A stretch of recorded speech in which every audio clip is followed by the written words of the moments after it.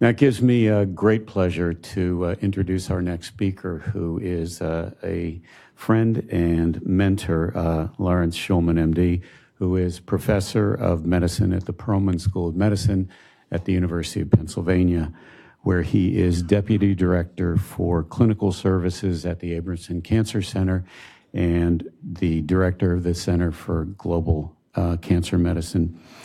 At Penn Medicine, Dr. Shulman leads the Cancer Quality Program and Strategic Development across the university's 6 hospitals and many outpatient care sites. Dr. Shulman is a breast medical oncologist and researcher and is an international leader in global health medicine, working with the World Health Organization and Partners in Health, with whom Dr. Shulman leads and provides cancer care in Rwanda, Haiti, and Botswana. Dr. Shulman.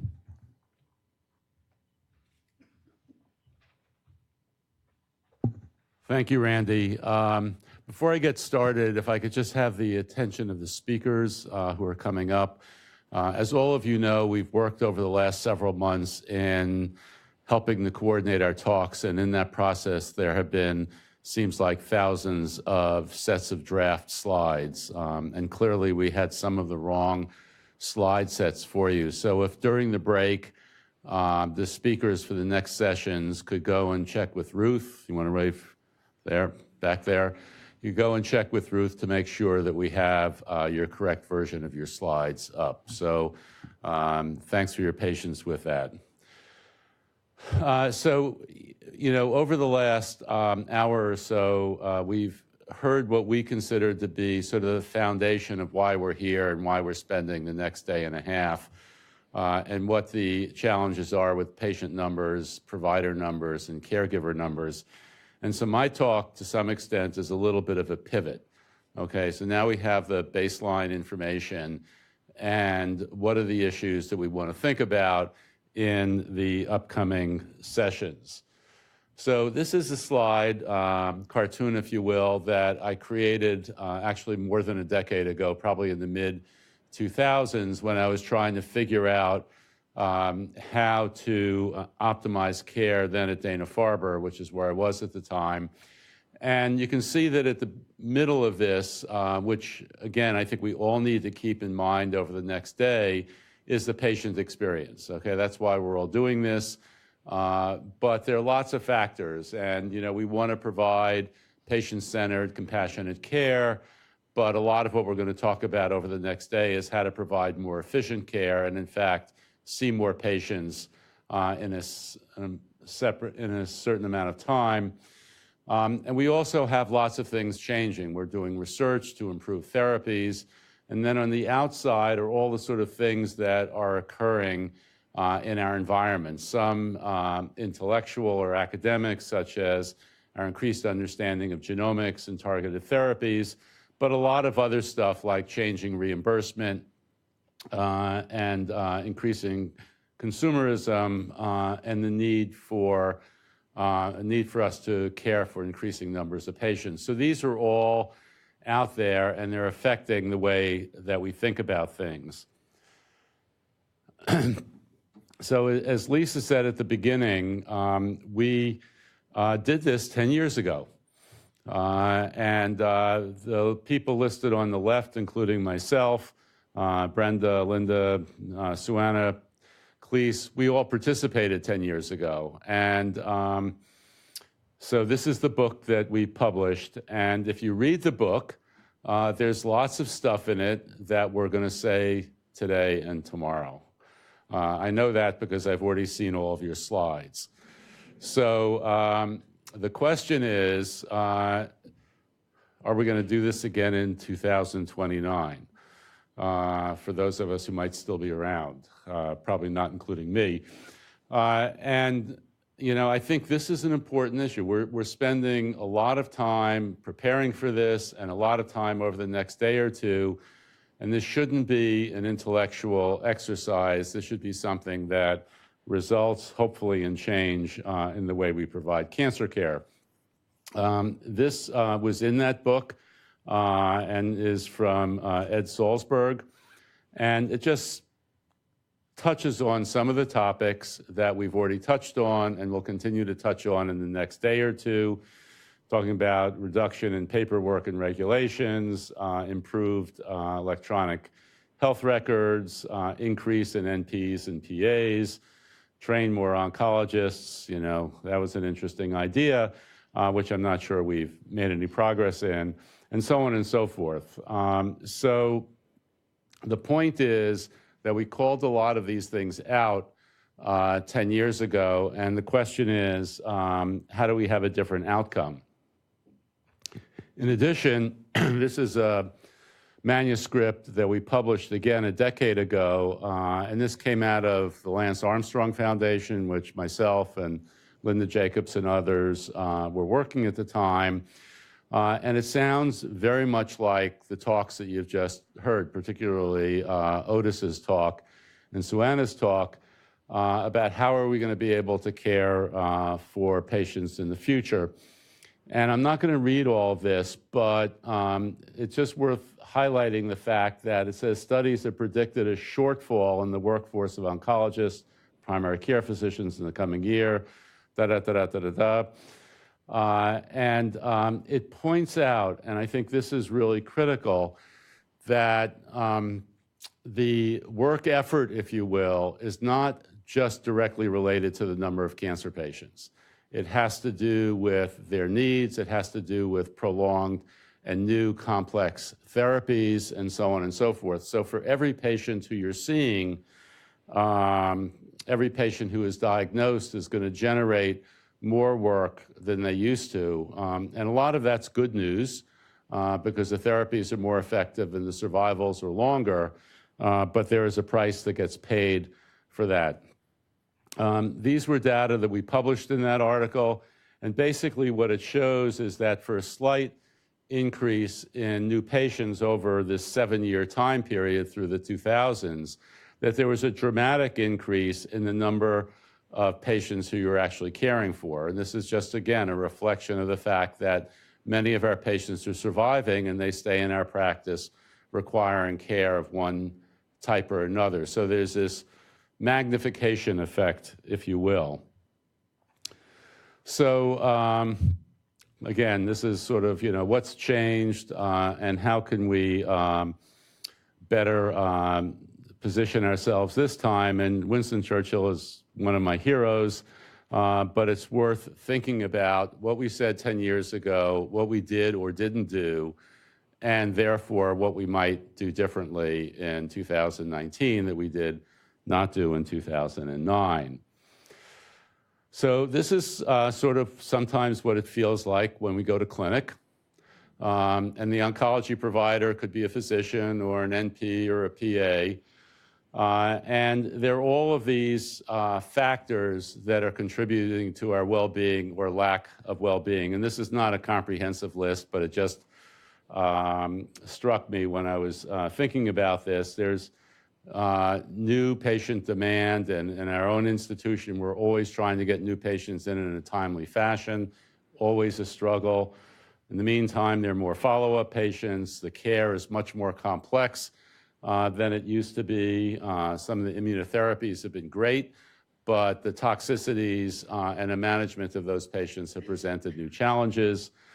The patients seem to be more critically ill. We've gotten very good at managing their cancers, but we have to manage them and their complications from their disease and their treatment. Brenda, I think it was, mentioned the whole pre-authorization stuff, which we understand why it's there, and Otis talked about the cost of healthcare, and we need to do better at that. Nonetheless, we're spending hours on pre-authorization every week. We're trying to construct notes that allow us to get paid so that our institution stays in the black. And there's EHR documentation that goes along with that, and EHR usability. And as our medicine has become more complex, it's harder and harder to find what we need in the EHR to provide the best care. So this is just sort of all the stuff that's going on around us. These are some more recent patient trends. This is from my own institution, but you can see that over 3 years, as opposed to 7, which the other graphs were, new patient numbers were relatively flat, but total patients under care went up about 8%. And again, this is the same issue. Even without an increase in seeing new patients, you're going to clinic and seeing more patients. And the reality is that the patient numbers are going up. And this is also from our institution with lung cancer patients. And you can see that flat number of new patients, 13% increase over 3 years in the patients who are coming back for care. So this is the magnification problem again. So I would suggest, this is a couple's quote from 250 years ago, that we need to really think about this. And I think this is an important sort of cultural medical problem. Nobody, it's hard to say, it's hard to call an emergency and say this is a problem, because somehow or another the patients are still getting cared for, though many of us would say they're not getting cared for ideally. And so not a problem, just put your head down and we'll figure it out and not change anything. But I think we need to continue to look at the facts and try to confront them in a way that actually changes the way we care for patients. So John's wife, Abigail, who was a woman of fortitude, for those of you who study history around the American Revolution, says we have too many high-sounding words and too few actions that correspond to them. She said this before the Declaration of Independence was written and signed, and how much that had to do with that actually happening is a whole nother issue. But we don't want to produce a book and a dissemination paper after this and then have nothing come out of it in the end. So think hard about that with us. So what are the possibilities? We could recruit and train many more oncology providers, and that includes physicians, nurses, PAs, and so on. And that was one of our major recommendations 10 years ago. And we said things that I think now in retrospect were totally crazy about how we should go into the high schools and convince high school students that oncology was a noble profession so that they would go to medical school and eventually end up in an oncology fellowship, or the same with oncology nurses.